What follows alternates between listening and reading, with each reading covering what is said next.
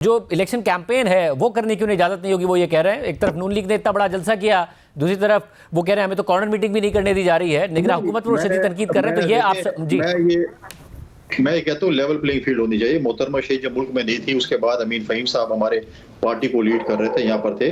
दूसरी बात है लेवल प्लेइंग फील्ड हम इस हवाले से कहेंगे, जो ट्रीटमेंट मियां नवाज शरीफ के इदारे न्यूट्रल होते हैं, जो ट्रीटमेंट मियां नवाज शरीफ के साथ सिविलियन इदारे कर रहे हैं, अगर वो ट्रीटमेंट यूसुफ रजा गिलानी के साथ, राजा परेशर के साथ, शहबाज शरीफ के साथ, खाकान अब्बासी के साथ भी करते तो हम कहते हैं कि ये सिविलियन इदारे जो हैं वो न्यूट्रल हैं, लेकिन वो न्यूट्रल नहीं है।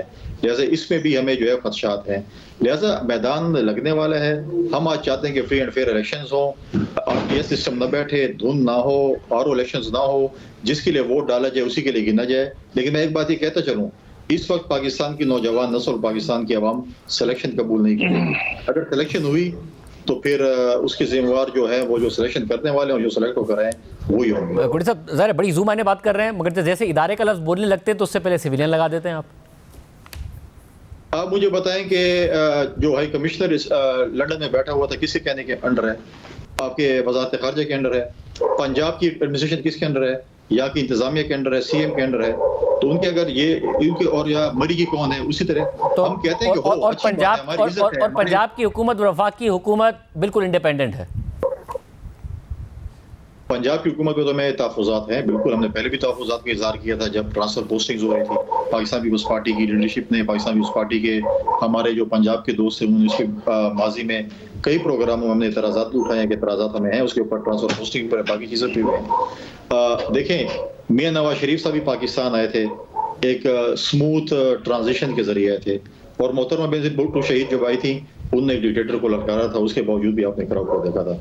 जैसे ये चीज़ें होती हैं, लेकिन हम यही कह रहे हैं कि फ्री एंड फेयर इलेक्शंस होने चाहिए। पाकिस्तान की आवाम को ये हक होना चाहिए कि कौन सी पार्लियामेंट लाना चाहते हैं, किसको लाना चाहते हैं। वो पाकिस्तान पीपल्स पार्टी को लाना चाहते हैं, PMLN को लाना चाहते हैं। और तलात जो साहब मुतालबा आप भी यही कर रहे हैं, मगर ऐसा लगता है कि जैसे आपको बस ये मसला नहीं है कि जी हम आपके साथ कुछ नहीं करेंगे, हम तो पीस की बात करेंगे। नवाज शरीफ साहब कह रहे हैं मैं किसी से बदला भी नहीं लूँगा, मगर अगर वैसे कुछ हो रहा है तहरीक इंसाफ के साथ तो हम एहतजाज भी नहीं करेंगे।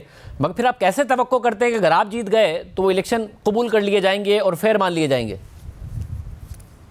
देखिए, कौन सा नवाज शरीफ को रिलीफ दिया जी? यानी 7 साल पहले जो हमें इंसाफ मिलना चाहिए था, वो अगर इंसाफ अब मिल रहा है तो 7 साल का जो हिसाब है, 7 साल जो हमारे काल कोठरियों में, नाहलियों में गुजरे हैं, उसका हिसाब कौन देगा? कौन हमें वापस करेगा? ये इंसाफ तो वो है जो 7 साल पहले मिलना चाहिए था। कोई रिलीफ नहीं मिला। नवाज शरीफ को ताखीरी इंसाफ मिल रहा है जो कि सालों पहले मिलना चाहिए था।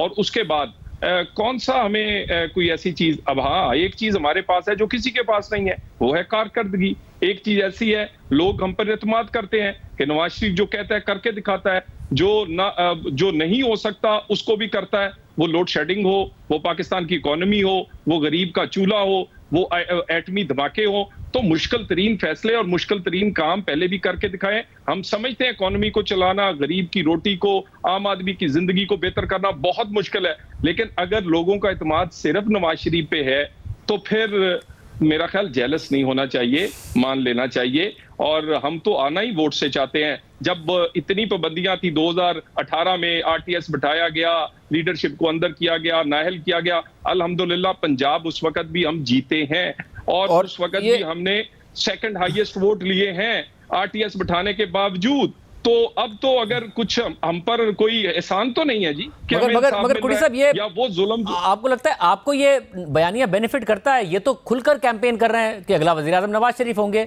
आप तो कह भी नहीं रहे कि अगले वजीर आजम बिलावल भुट्टो होंगे, आप तो खुद ये तासुर दे रहे हैं कि जी अगला वजीर आजम नवाज शरीफ ने होना है क्योंकि मामला तय हो गया है। तो आप अपने वोटर सपोर्टर को पहले ही बता रहे हैं कि तुम मत निकलना, वोट मत डालना, वजीर आजम नवाज शरीफ ने बनना है। या आप लोग हैं मैदान में पंजाब में इन्हें टफ टाइम देने के लिए और बिलावल भुट्टो जरदारी या फिर पार्टी से किसी को भी वजीर आजम बनाने के लिए? देखिए, सबसे पहली बात है, तलाल चौधरी साहब बड़े जालिम इंसान हैं। मतलब है कि ऐसे लाइटर मूड में कह रहा हूँ, ऐसे नहीं करो कि बाकी ये जालिम है। ये नवाज शरीफ साहब के जो फार्मूले, इन्होंने शहबाज शरीफ साहब और इसहाक डार साहब को फार्मूले नहीं बताया कि उन्होंने क्या करना है। फार्मूले सारे नवाज शरीफ साहब के लिए रखे थे।